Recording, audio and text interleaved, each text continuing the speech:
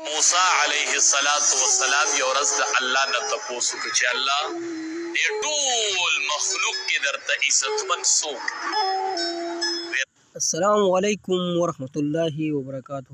دوستانو، موسی علیه السلام نه الله پاک نه یو ورځ تپوس وکړ چې په دې ټول انسانانو کې تا عزتمن کس کم یو دی. نو راځئ دا ویډیو را سره لازمي وګورئ، ویډیو خپل ملګرو سره هم شیر کړئ، زموږ دا پیج درسره لایک کړئ او داسې ویډیوګانو دپاره زموږ ټیکنیکل بونیر کم چینل چې دی داسې ویډیوګانو دپاره ضرور سبسکرایب کړئ. نو راځئ ضرور باید دا ویډیو دباندې ګورو، ویډیو نه بعد بیا موږ خپلې یو څو خبرې کوو. موسی علیه السلام یو ورځ د الله نه تپوس وکړ چې الله دې ټول مخلوق کې درته عزتمن څوک؟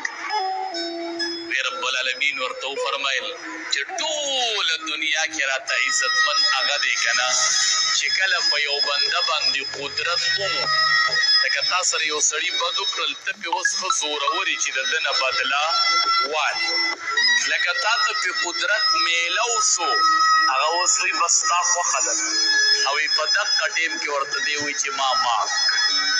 بس الله وی چې په ټوله دنیا کې راته دا عزت چې طاقت وي او د سړي نه بدله والی، چې طاقت وي. مونږ هم د ډېرو نه بدلې نه لو، خو طاقت هم نه وي، اخیستی دې نه شو که نه. نه چې وي د سړي پې طاقت وي، دا هغې خلکو له عبرت دی چې طاقت یې د بدلې وي او خلکو ته وایي چې معاف.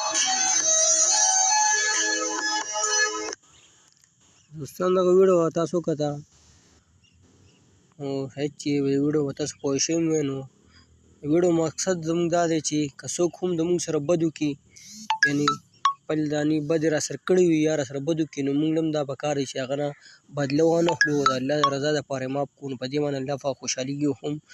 او یعنې کوم چې ویډیو که نور تاسو هر څه واورېده، الله پاک به خوشحالېږي هم. او د الله پاک تر ټولو نه عزتمن کس چې کوم خوښ کس چې دی، نو هغه هم دغه کس دی چې یو کس د بل کس سره بد وکړي او هغه یې معاف کړي، یعنې بدله ترې وانه اخلي. نو الله پاک دغه کس عزتمن هم دی، خوږ هم دی. دغه ویډیو ستا سره موږ شیر کړه. شاید چې دا ویډیو ستاسو خوښ شوي، نو خپلو ملګرو سره هم شیر کړئ چې هغوی هم دې ویډیو نه څه نه څه عبرت والي. او داسې ویډیوګانو دپاره زموږ دا پیج هم لایک او فالو کړئ، او زموږ چینل ته هم وزټ وکړئ، ټیکنیکل بونیر چې کوم چینل دی. داسې ویډیوګانو تاسو ته په ټایم باندې میلاویږي. نو موږ له راکړه اجازت پر روانه ویډیو کې میلاویږو. د الله په امان.